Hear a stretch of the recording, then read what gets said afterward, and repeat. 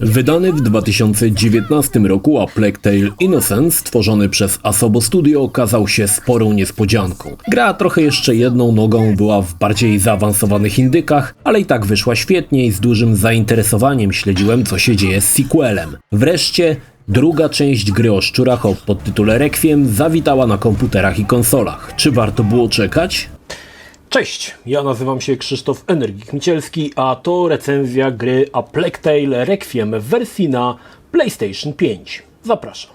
Requiem kontynuuje wątki części pierwszej. W sumie lepiej znać część pierwszą, aby zrozumieć intencje bohaterów i co nimi kieruje. Requiem rozpoczyna się 6 miesięcy po poprzednich wydarzeniach. Amicia, jej brat Hugo, ich matka Beatrice oraz Lucas uciekają z Guyenne przed plagą szczurów i inkwizycją. Kierują się do Provence, gdzie szukają zakonu, który pozwoli wyleczyć skazę Huga, która powoli go zabija. Jednak przed nimi bardzo długa i intensywna droga obfitująca w mrożące krew w żyłach wydarzenia. Tak, historia ponownie jest świetna. Na początku powiem, że o wiele bardziej zahacza o wątki nadprzyrodzone, co niekoniecznie może być pozytywnie przez wielbicieli pierwszej części odbierane. Po Innocence spodziewałem się tego, że ciężko będzie logicznie to wszystko wytłumaczyć. Fabuła to roller coaster, który przeprowadzi nas przez niesamowicie epickie wydarzenia, poprzetykane luźniejszymi momentami, gdy mamy czas na oddech. Muszę przyznać, że w Innocence trochę widać było niewielki budżet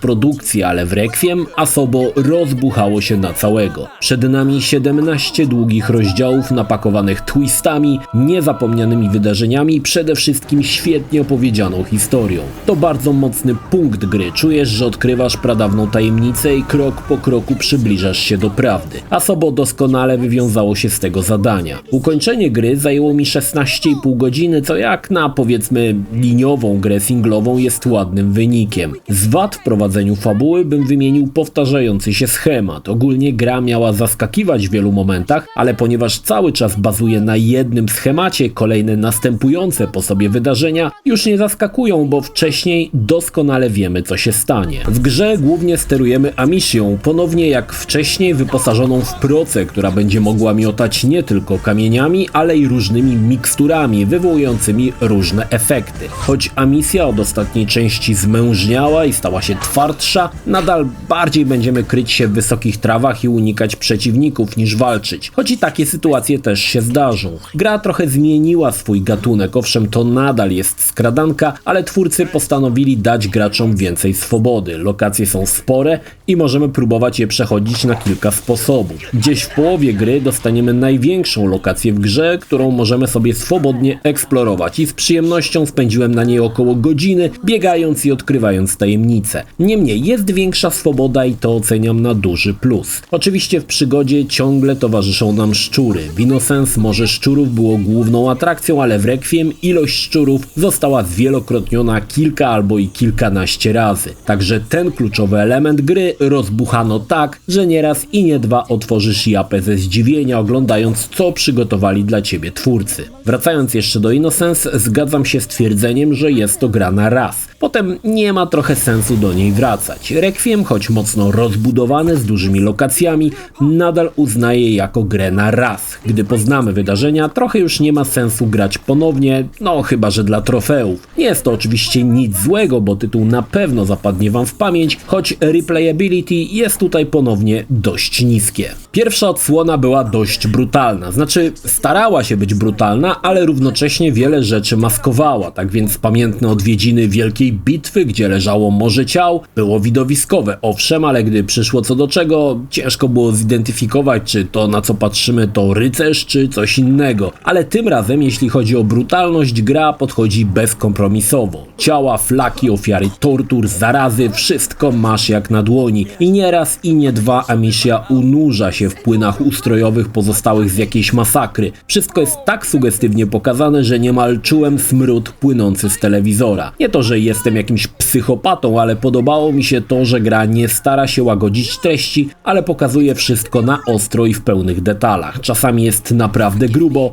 i obrzydliwie. Jeśli chodzi o same mechaniki, niewiele się zmieniło. Wredne szczury boją się tylko jednego – światła. I tutaj ponownie postawiono na kombinowanie z podpalaniem ognisk i przemykanie pomiędzy chmarami gryzoni. Nie mogę powiedzieć, że gra zaskakuje czymś nowym. W kwestii unikania szczurów mamy tutaj patenty, które były w Innocence. Znowu będziemy pchać zapalony wózek, znowu podpalać stogi siana, czy korzystać z maszyn, na których podwieszone są łatwopalne elementy. Niewiele tutaj zmian, ale też i gra tego nie potrzebowała. Te mechaniki się nie zestarzały i nadal bawią, także nie było sensu wymyślać koła na nowo. Twórcy dodali więcej ryzykownych sytuacji, gdzie możemy otworzyć skrzynkę, ale będzie to obwarowane ryzykiem zagryzienia, bo trzeba to zrobić bardzo szybko po rzuceniu bomby, która rozświetla otoczenie na kilka sekund. Jeśli chodzi o walkę z ludźmi, tutaj gra może się pochwalić kilkoma zmianami. Przede wszystkim Amicia nie ginie od razu po spotkaniu z przeciwnikiem. Początkowo zostaje obalona, ale możemy jeszcze spróbować uciec lub jeśli posiadamy nóż, zaatakować i wyeliminować przeciwnika. Również łucznicy i oszczepnicy nie zabijają za pierwszym strzałem, ale zawsze za drugim. Częściej spotykamy tutaj okutanych w zbroję wymiataczy, którym najpierw trzeba tą zbroję zdjąć poprzez odpowiednie uderzenie kamieniem. Pojawią się też typy z tarczami. Ogólnie proca pełni mniej istotną funkcję, bo dużo przeciwników nosi hełmy. Amicia może teraz na przykład oblać przeciwnika smołą i podpalić, czy oślepić na kilka chwil, aby spróbować się przekraść. Owszem, w którymś momencie Amicia dostaje kuszę. Ta pozwala eliminować większość przeciwników, choć bełty do niej są dość rzadkie i początkowo tylko jednorazowe. Ogólnie pojedynki z rycerzami i zbójami są bardziej urozmaicone i widać, że autorzy chcieli trochę wyrównać szanse. Nie oznacza to, że Amicia jest teraz jakimś terminatorem, po prostu rzadziej ginie.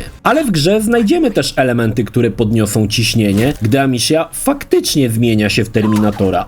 Wychodzi na nas w falach kilkunastu przeciwników, a my z dostępnego oręża staramy się sobie z nimi poradzić. Trochę nie pasowały mi te sekwencje, bo pasują tutaj jak pięść do nosa. Jest ich kilka i niektóre są po prostu głupie, gdy dziewuszka z procą kładzie kilkunastu żołnierzy, a za chwilę potem nie może sobie poradzić z jednym. Jednakże to, co tutaj autorom się fajnie udało, to wymóg żonglowania bronią. Kuszą zabijemy od razu, ale szkoda bełtów na typów bez hełmów, których skosimy zwykłym kamieniem. Łucznicy hełmów nie posiadają i możemy spróbować wyeliminować go kuszą z daleka lub podejść bliżej i strzelić z procy. Sekwencje te podnosiły mi adrenalinę, nie przeczę, ale i tak były dość irytujące. Powróciło ulepszanie procy za zebrane po drodze śmieci. Drzewka są dość skromne, ale kilka rzeczy może być przydatnych. Dodatkowo ulepsza się sama postać automatycznie w zależności jaką grę preferujemy. Jeśli lubimy unikać przeciwników i działać po cichu, odblokuje się na przykład szybsze i cichsze chodzenie. Jeśli preferujemy styl bardziej agresywny, dostaniemy odpowiednie perki. Również powrócił crafting. Z zebranych składników stworzymy specjalną amunicję, zapalającą czy gaszącą na przykład płomienie. Ogólnie widać, że rzeczy do zebrania jest więcej niż w Innocence. Wielokrotnie chodziłem z pełnymi kieszeniami amunicji i składników i nie mogłem już nic więcej podnieść. Wydaje mi się, że jest to związane z tym, że gra bardziej otwiera się na walkę niż działanie w ukryciu. Jak wspomniałem, gra daje nam też kilka razy czas na wytchnienie. To momenty, kiedy pląsamy sobie po łączkach i inne takie. Bardzo fajnie wypada wspomniana największa lokacja w grze. Duża przestrzeń i początkowo byłem zdziwiony, widząc w dali wiatraki, do których niedługo potem mogłem wejść. Ta lokacja wypadła świetnie, tylko szkoda, że nie postarano się tu o więcej jakichś dobroci. Bieganie z jednego miejsca w drugie i otwieranie skrzynek nie jest niczym ciekawym, bo robiliśmy to przed chwilą przez kilka godzin. Jest tu niby jakaś tajemnica, ale to trochę za mało. Można było pokusić się nawet o jakieś banalne questy poboczne, bo sama mapka aż się o to prosi. Jeśli chodzi o oprawę, zacznę od narzekania. Gra działa tylko w 30 FPS-ach. Nie mamy tutaj trybu wydajnościowego i powiem szczerze, że jest to trochę dziwne, bo były na konsoli ładniejsze gry, które działały w 60 klatkach. Tutaj nie ma przebacz. 30 i koniec. Nie jest to może aż takim problemem, bo gra wbrew pozorom nie jest aż tak dynamiczna, ale jednak. Konsole nowej generacji, rok 2022, gramy w 30 FPS-ach, jak 15 lat temu. Trochę wstyd. Jeśli chodzi o poziom oprawy, jest on wysoki, choć jak wspomniałem, nie takie widoczki widzieliśmy przez ostatnie lata. Owszem, jest na czym oko zawiesić i miejscami Prowansja naprawdę się stara wykrzesać z nas wow. Inną sprawą jest klimat. Klimat średniowiecza wyszedł genialnie. Na początku gry odwiedzimy jarmark w jakiejś wiosce i tak dokładnie bym sobie wyobrażał jarmark we wiosce w średniowieczu. Sporo pracy zostało włożone w to, aby otaczające nas lokacje były realistyczne i to się udało. Biegnąc lasem normalnie myślałem, że za chwilę wyskoczy z niego Kajko i Kokosz. Udało się to osiągnąć niemal bezbłędnie. Nie tylko same lokacje, ale stroje, asety, wszystko w zgodzie z czasami, w których gra się dzieje. Tutaj widać prawdziwy kunszt grafików. Gra mogłaby służyć jako średniowieczna encyklopedia. Doskonała robota.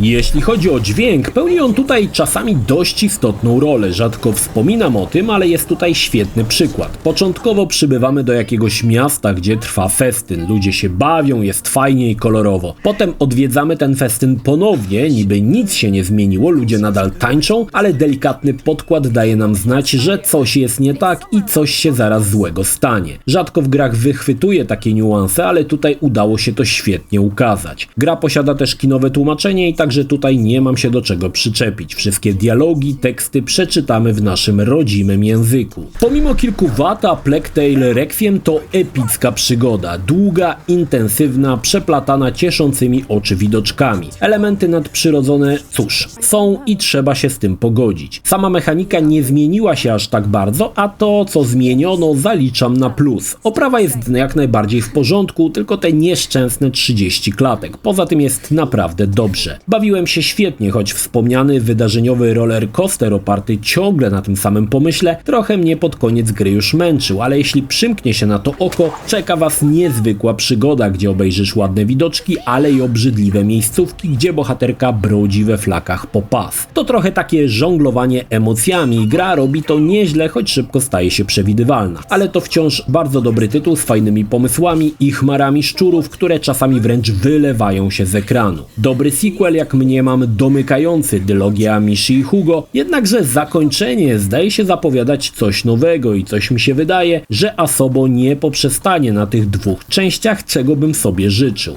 Tak czy tak, to bardzo dobra gra, z tym, że na raz, ale i tak polecam. Jeśli film Ci się podobał, zachęcam do subskrypcji lub wsparcia mojego kanału na portalu patronite.pl. Recenzję pierwszej części obejrzysz tutaj, natomiast z drugiej strony znajdziesz film wygenerowany przez platformę YouTube'a.